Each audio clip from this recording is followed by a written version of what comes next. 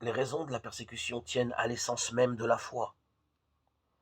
La foi nous fait rencontrer dans le monde une réalité qui n'est pas du monde. Et le monde ne peut accepter qu'on l'interprète autrement que par sa propre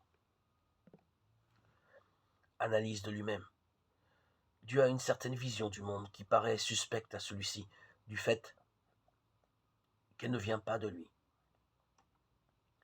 Et la foi qui est adhésion à cette vision divine rend du même coup le chrétien suspect à son tour.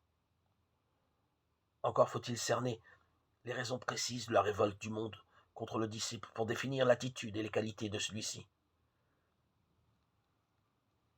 La première raison de la persécution, c'est la loi du milieu. On utilise en général ce terme en un sens très particulier, le milieu étant celui des gangsters, des mauvais garçons, des trafiquants de drogue. Mais en vérité, chaque milieu n'a-t-il pas ses lois qui, pour être moins répréhensibles, n'en sont parfois pas moins contraignantes? Un milieu ne se sent en sécurité que s'il est protégé par des murailles qui empêchent les infiltrations de nature à remettre en cause l'état de choses existant. Ces murailles n'évoquent pas seulement un milieu conservateur, un milieu révolutionnaire, qui s'entoure tout autant de fortifications pour protéger une autre conception de l'ordre établi. L'un et l'autre, et tous les milieux intermédiaires, ont tendance à défendre leurs propres lois par une même violence. Cette violence prend des formes variées, depuis le mépris et l'écrasement du petit et du faible, jusqu'à l'emploi du cocktail Molotov, de la barre de fer ou de la mitraillette. On peut préférer telle forme de violence à telle autre. On ne peut nier qu'il y ait violence.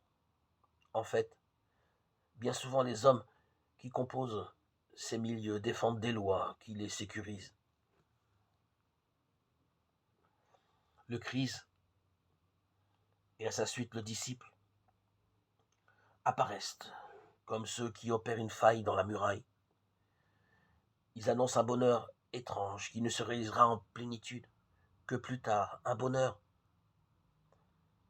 dont les assises ne sont pas habituelles à la société humaine, un bonheur dans la pauvreté de cœur, sans recherche de victoire ni de conquête, un bonheur qui ne dépend pas de valeurs transitoires, qui a pour fondement la miséricorde.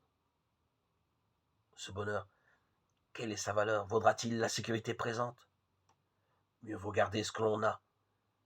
Le réflexe humain est donc d'exclure les disciples de la cité humaine d'une manière ou d'une autre, afin que les murailles tiennent debout.